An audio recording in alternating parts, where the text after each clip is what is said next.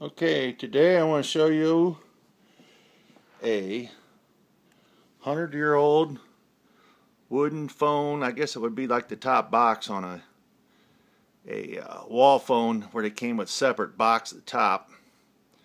And it's the bell box and it has the Magneto in it. And the reason why this one is different than the other ones I have and why I'm making a video is because this one has a chain driven Magneto, where the other ones were gear driven, gear to gear. This one has 2 gears and a chain. And the theory behind having a chain driven Magneto was it was quieter, but it never caught on, so they're kind of rare. So anyway, there's the outside of it. You can see the case. I'll open it up and you can see the chain right there. Get the wire out of the way a little bit. You can see the chain.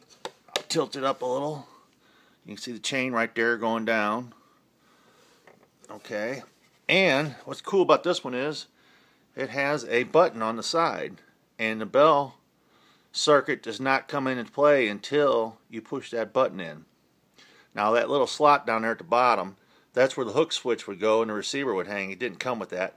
But I was more interested in getting the chain driven Magneto working, which it didn't work when I got it, and I had to repair it. 100 years old, you have to be very careful with the wires and stuff. But I got it working, put it all back in the box, and here's the bell coils. Now the bell coils, they didn't work either. Somebody messed around with them naturally. I guess when the Magneto quit working, they thought it was the bell itself. Got them all out of whack. I got those all lubricated, adjusted, and dialed in. And you can see I hooked the wires up. And down here is where the other terminals went from the top box down to the other stuff, down to the battery box and that, but that's no longer being used. So we just want the Magneto to work and crank the bells. So I'll close it, and then you can see it also has a lock. I don't have the key right now. I've got keys for them, but I don't have a key with me right now.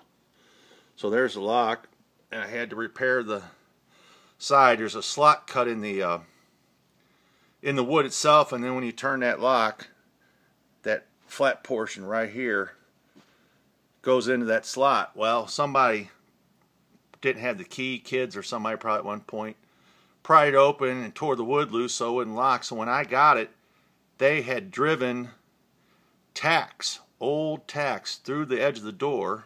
You can see some of the holes right here. They drove tacks through it to nail it down, so I guess the kids couldn't get it open. And then when somebody else got it, they pried they couldn't get it open either. I guess they didn't know it was tacked down, so they pried the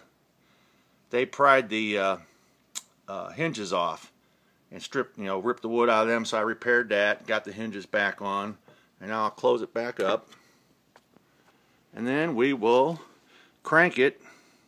Now I'm going to have to let's see how I can do this here. I'll have to take the phone and push this button in, and well, here we'll show you how it works like this first.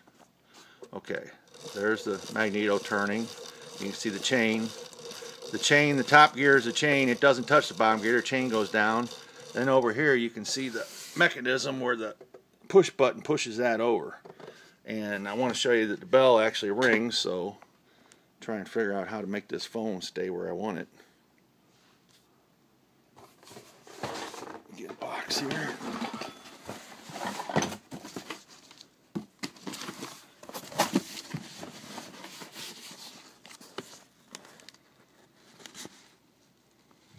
Okay, hold on. Let's see here.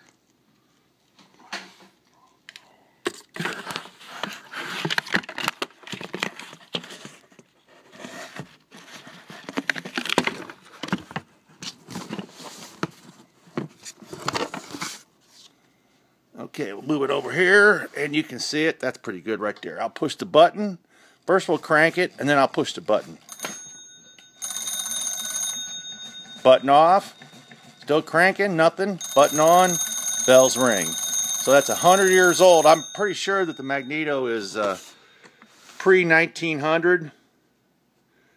And it's a chain drive, 4-bar Magneto with a push button to energize the bell circuit. And then you have the bells, bell coils right there. 2 solenoids or coils. And the Magneto itself puts out about 60 volts AC, and to get your bells just start to tinkle it takes about 40 volts AC. So it's got plenty of power to ring the bells. So anyway, I thought I'd make a short video on that one.